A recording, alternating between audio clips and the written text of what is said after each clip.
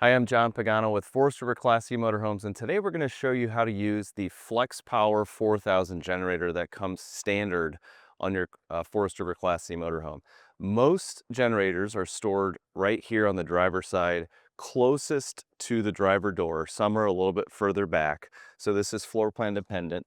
But when you open this door, you have direct access to your generator. Now, on a gas motor home, this generator runs directly off your fuel tank. We're on a Ford E450 on this floor plan.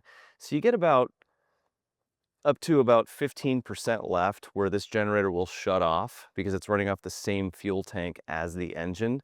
And this is so you don't run yourself out of fuel if you're running your generator. From here, you can remove this panel. You can actually start the generator right here.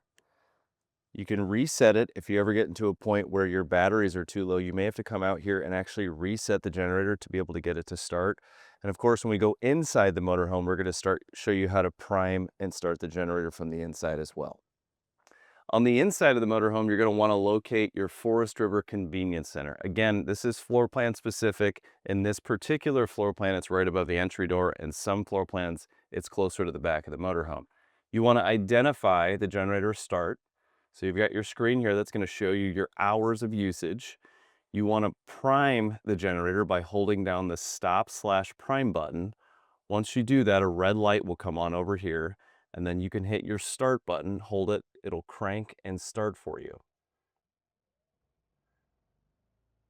Once that is started, you now have 110 electricity to the entire motorhome, meaning you can not only run your 12-volt usages that are running off your house batteries, you can run your in-house AC, you can now run your water heater, and you can also run any 110 outlets. And that's the beauty of a motorhome. We don't have to be plugged into our 30 amp service to run this motorhome. You're completely self-contained.